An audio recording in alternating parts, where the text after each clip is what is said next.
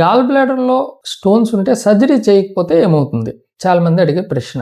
నా practical experience ప్రకారం నేనేం చెప్తానంటే అండి, ఇది మీ అదృష్టం మీద ఆధారపడి ఉంటుంది అని చెప్తాను. అంటే అదృష్టం బాగుందనుకోండి, గాల్ బ్లాడర్ స్టోన్స్ లో 70% సైలెంట్ స్టోన్స్ ఉంటాయి, ఎసిమ్టమెటిక్, వాళ్ళకి ఏం అవ్వదండి. 70% మామూలుగా ఉంటారు, వీళ్ళందరూ అదృష్టవంతులు. సపోజ్ అదృష్టం బాగాలేదు అనుకోండి, కొన్ని రకాలైన కాంప్లికేషన్స్ వస్తాయి. అందులో ప్రధానమైనవి 5 రకాలైన కాంప్లికేషన్లు, వాటి గురించి చెప్తాను వినండి. మొట్టమొదటిది బిలియరీ కోలిక్. బిలియరీ కోలిక్ అంటే ఆన్ అండ్ ఆఫ్ కడుపులో నొప్పి వస్తూ ఉంటుంది. అది ఇక్కడ రైట్ హైపోకాండ్రిక్ రీజియన్ లో వస్తూ ఉంటది. ఇది గాల్ బ్లాడర్ లో స్టోన్ జారటం వల్ల వస్తుంది. వీళ్ళు రఫ్ గా 20 to 40% ఆఫ్ పీపుల్ వీళ్ళు ఉంటారు. రెండవ ప్రధానమైన కాంప్లికేషన్ ఏంటంటే ఎక్యూట్ కొలిసిస్టైటిస్, అంటే గాల్ బ్లాడర్ కి ఇన్ఫెక్షన్ రావడం ఈ స్టోన్స్ వలన. వీళ్ళు రఫ్ గా 5% ఆఫ్ పీపుల్ ఉంటారండి. వీళ్ళు కొంచెం ఇబ్బంది అయితే ఏమవుద్దంటే అండి, ఆ గాల్ బ్లాడర్ పెర్ఫరేషన్, అంటే గాల్ బ్లాడర్ పగిలిపోయే అవకాశం ఉంది. కొంతమందికి ఎంపీఎం అంటే చిమ్తో నిండిపోయే అవకాశం కూడా ఉంది. మూడవ ప్రధానమైన కాంప్లికేషన్ ఏంటంటే కొలిడోకోలిథియోసిస్. అంటే ఏం లేదు, ఈ రాయి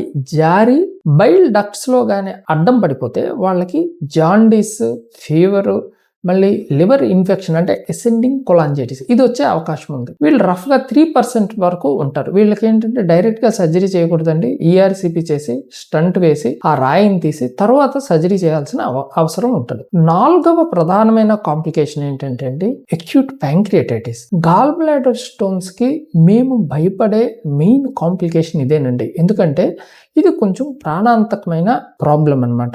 ఇంచుమించుగా 3% ఆఫ్ పీపుల్ కి ఈ రకమైన ఇబ్బంది వచ్చే అవకాశం ఉంటుంది. ఐదవది rare but very dangerous thing ఏంటంటే అండి, గాల్ బ్లాడర్ క్యాన్సర్ అండి. ఇది రఫ్ గా 0.3 నుండి 0.5% మెంబర్స్ కి వచ్చే అవకాశం ఉంది. అంటే ప్రతి 10,000 మందిలో 3 నుండి 5కి వస్తూ ఉంటుంది అనమాట. ఇది పోర్సిలిన్ గాల్ బ్లాడర్ అనే ఒక కండిషన్ లోను, మళ్ళా gall bladder stone size rough గా 3 సెంటీమీటర్స్ పైన ఉండే వాళ్ళకి ఈ క్యాన్సర్లు వచ్చే అవకాశం ఎక్కువ ఉంటుంది. సో కడుపులో గాల్ స్టోన్స్ ఏం చేయకుండా, అంటే ఏ ట్రీట్మెంట్ తీసుకోకుండా ఉంచుకోవడం అనేది టైం బాంబు లాంటిదండి. మామూలుగా టైం బాంబు మనుషులు సెట్ చేస్తారు, ఎంత టైం సెట్ చేయాలనేది. కానీ ఇక్కడ ఎంత టైం అనేది సెట్ చేయడం అనేది మనుషులు కాదు, మీ అదృష్టం మీద ఆధారపడి ఉంటుంది. సో మీరు అదృష్టాన్ని నమ్ముతారా, డాక్టర్ నమ్ముతారా అనేది మీ మీద ఆధారపడి ఉంటుంది.